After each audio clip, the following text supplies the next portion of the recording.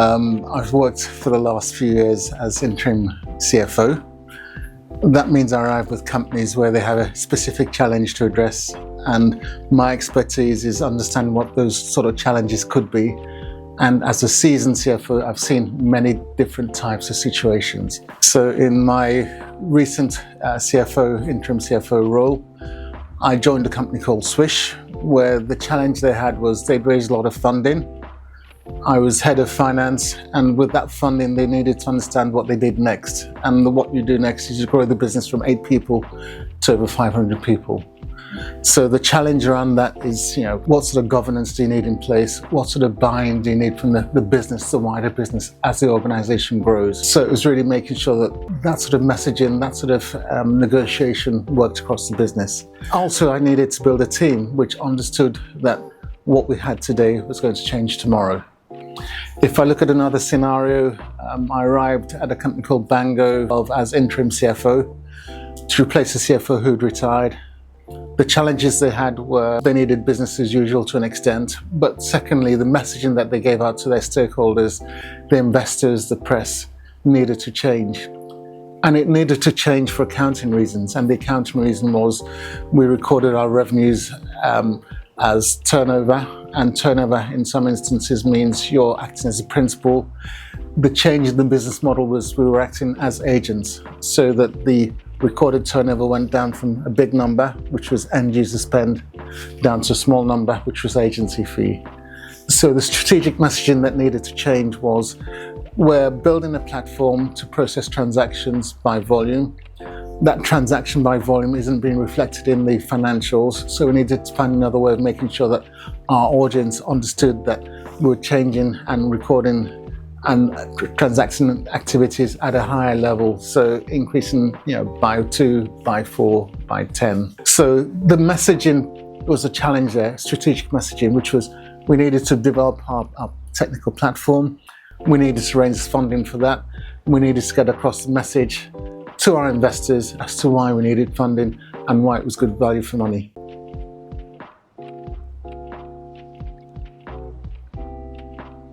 I've seen it where people are working on their own version of spreadsheet. I say, I'm trying to pull a plan together, which is the whole business. And you say, which version of your spreadsheet is the latest one? Version 2. And so you do a lot of work with version 2 and you go to a meeting and next thing you know is they're now on version 4.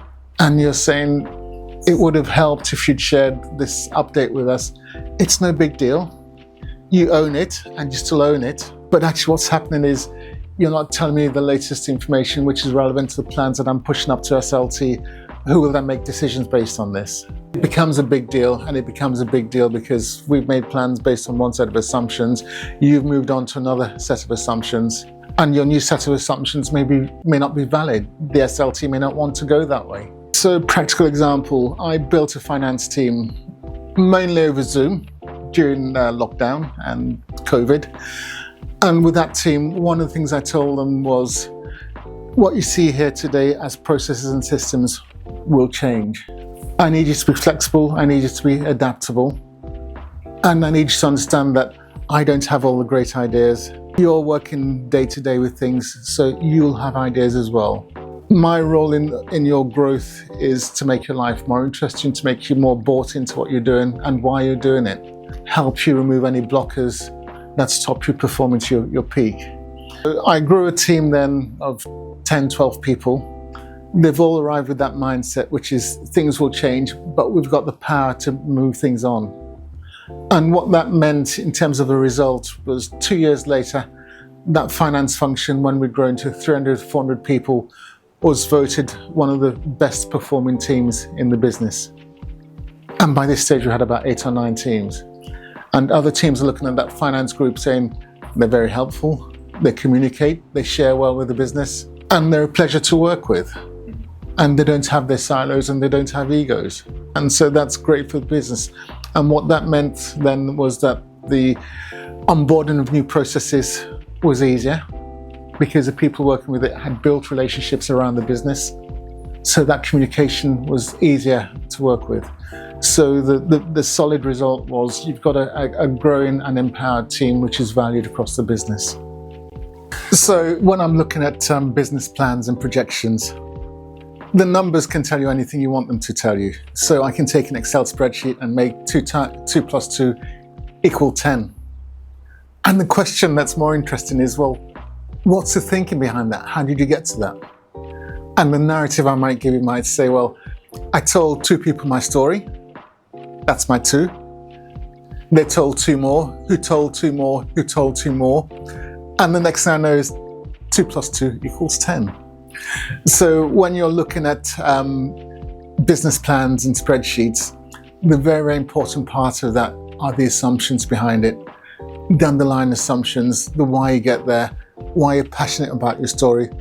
And by the way, did you have an experience before? Yeah, at the starter model, which says, I told 1 person about this and it became 10.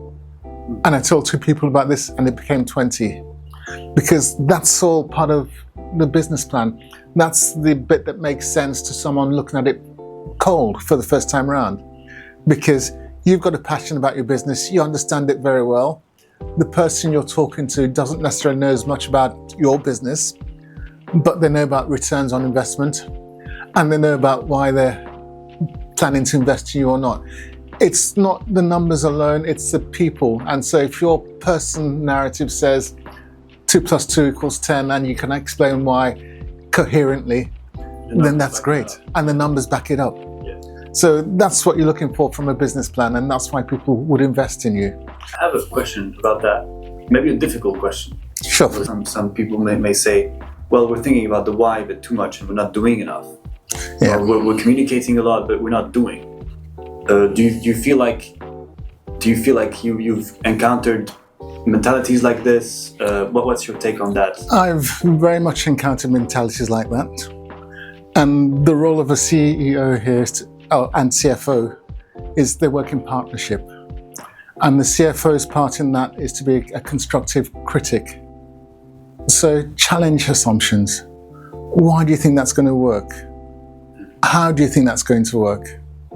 If we try it this way, and this way, do we get to an answer that works for you and works as a narrative to a third party? It's getting to that thinking, which is, it's not just a blind assumption, it's a reasoned assumption which you can explain to a third party. So you've got that. But I think as well, if you're CEO, you've got maybe your eye on the prize. The CFO is looking at the shorter term steps that you need to overcome to get you to that prize. Mm-hmm. So if I give an example of when I played rugby, I was playing centre. I received a beautiful pass from my fly half, my standoff. All I could see was the line, and I'm focused on that line, and my opposing centre came from nowhere, tackled me, bam, I was knocked out. So what does that say? It says, well, yeah, I've got my eye on the prize, which is the try line, but the short-term immediate things, you need to just be very wary of those as well. And that's part of the role of a CFO, which is, these are the things we need to watch out for on our way to the strategic goal. Sometimes it may be that we need more working capital.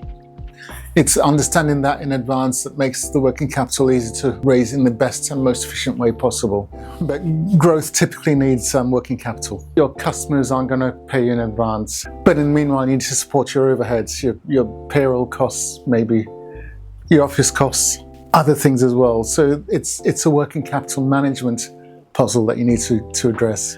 So I was speaking to a friend of mine last week, and he's saying, well, Gerry, I've got this great business. It's been at a certain level all the while. I'd love to grow it by acquisition. I'd need to fund that. So we talked through, well, if you're looking at equity funding, so you've got friends and family at one level, angel investments at another level, VCs at another level, and so on up the scale. What do you want to do with the funding that you receive? And it's growing your business. So we then talked through the range of returns expectations each of those different sources had. The owner was saying, well, I don't want friends and family because this is actually risk capital. Yeah. I may not make it. Okay, if you're looking at angels, they expect to see a return. What narrative do you have that says to them they've got a reasonable chance of seeing a return? Then you go to the next level, venture capitalist. Yeah. They have bigger portfolios. Yeah. A lot of them don't make it, right? Yeah.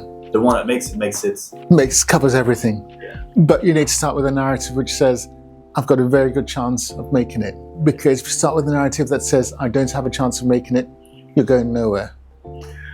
On the other side of it, you've got debt. So with debt, one of the things that's changed in the last year or so has been the levels of interest rate, which makes debt more expensive.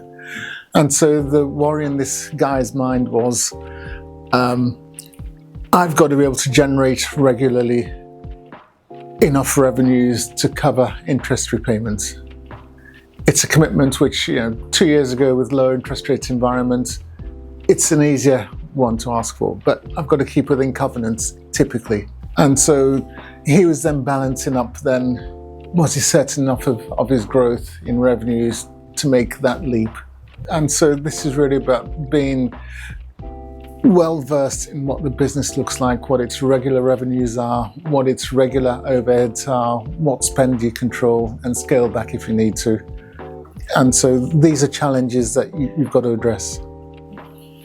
So yeah, and I think the why we're doing things is really, really important, because that's part of getting the team's buy-in. Some of the other things I'm doing as well in that process is you're explaining to teams, this is where we're trying to get to from A to B, and inviting them to help with the how we get there. it's actually A to Z, right? Because A to Z, and then there's a lot of steps. There's a lot of steps in between. So one of the things is you need buy-in, which is, this is a journey we're on. What are your contributions? What are your ideas for how we get to the next steps?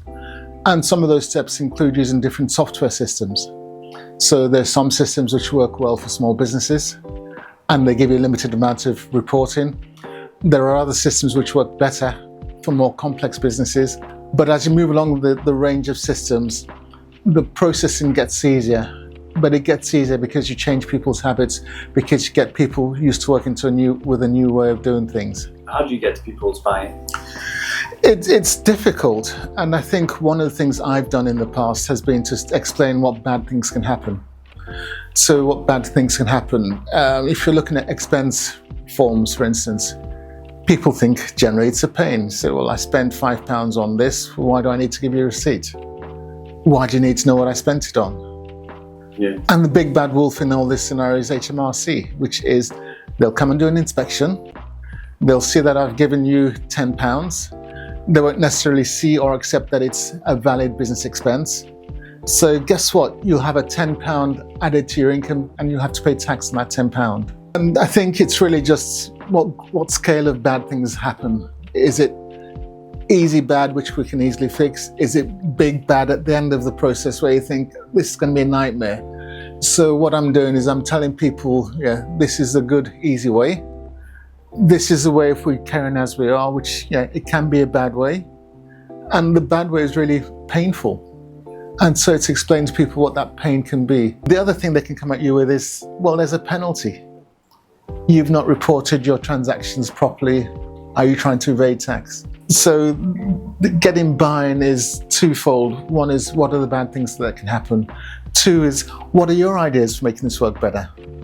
Because actually you're a person on the ground, you see the pain, you feel the pain. Which parts cause you most pain? How can we address those jointly? Because in working together with you, you're then sort of saying, okay, well, this is partly my idea as well, and Gerry's going to listen to me. And sat listening, that begins to get the buy-in. It's very much about that empowerment, because it's saying, I haven't got all the best ideas, I've got some ideas, but heck, you're doing this every day. You must have some ideas as well. What's going to make your life easier?